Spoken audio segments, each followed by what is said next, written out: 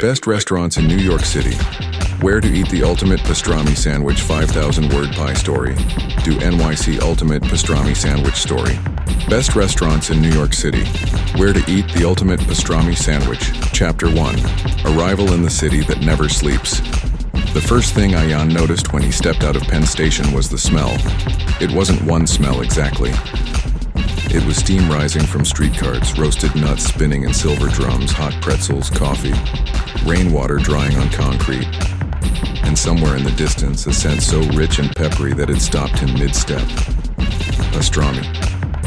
New York City had always existed in Ayan's imagination like a movie scene.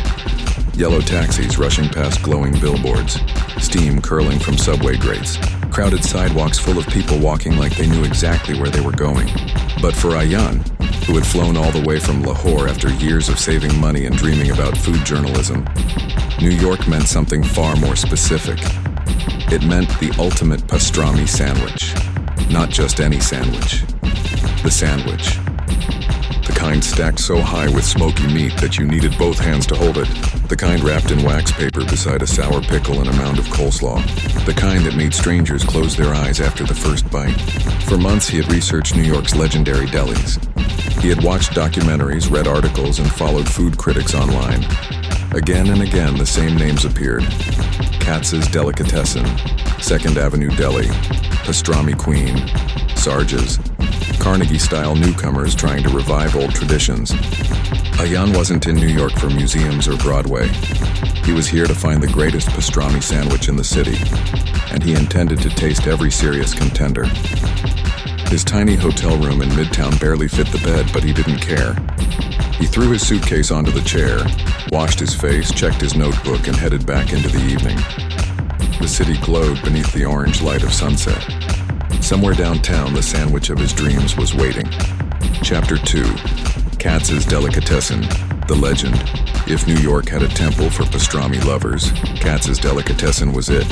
The line stretched outside the building when Ayan arrived on Houston Street the next morning. Tourists snapped photos beneath the iconic red sign while locals stood impatiently with hands in coat pockets. Inside, the deli felt frozen in time. Old photographs covered the walls. Neon lights flickered above crowded tables.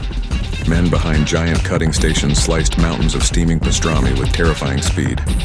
"Ticket!" shouted an employee near the entrance. Ayan grabbed the small paper ticket and stepped deeper into the noise. The smell hit him instantly. Black pepper, smoke, warm rye bread, garlic, brine. It smelled like history. He joined a line at one of the carving stations where an older man with silver hair moved like a machine. "What'll you have?" "One pastrami sandwich," Ayan replied. The cutter looked at him carefully. "First time?" Ayan smiled. "Yes." Without another word, the man sliced a piece of pastrami and handed it across the counter. The meat practically melted on Ayan's tongue. It was smoky, peppery, juicy, and impossibly tender. The cutter smirked. "Now you know." Minutes later, Ayan carried his tray to a crowded table. The sandwich looked absurd. Thick slices of hand-carved pastrami towered between pieces of rye bread spread lightly with mustard. No unnecessary toppings. No tricks. Just confidence. He took a bite. Everything disappeared. The noise. The tourists. The city. For a moment, there was only the warm bread cracking beneath his fingers and the explosion of flavor filling his mouth. The pastrami had a perfect crust of black pepper and coriander. Inside, the meat stayed juicy and rich. Ayan closed his eyes. This wasn't just food. This was New York. An older man seated nearby laughed. "You look like you saw God." Ayan swallowed slowly. "Maybe I did." The man introduced himself as Frank, a retired taxi driver born in Brooklyn. "You can't come to New York and not eat here," Frank said proudly. "Katz's is history. My father brought me here when I was 10. "Do you think it's the best?" Ayan asked. Frank leaned back. "That depends. You looking for the most famous sandwich or the best sandwich?" Ayan paused. "Aren't they the same thing?" Frank grinned. "In New York? Never." Chapter 3. The search expands. Frank gave Ayan a handwritten list before leaving. "Go to these places," he said. "Then decide for yourself." The list included delis scattered across Manhattan and Queens. Some were famous, some nearly forgotten.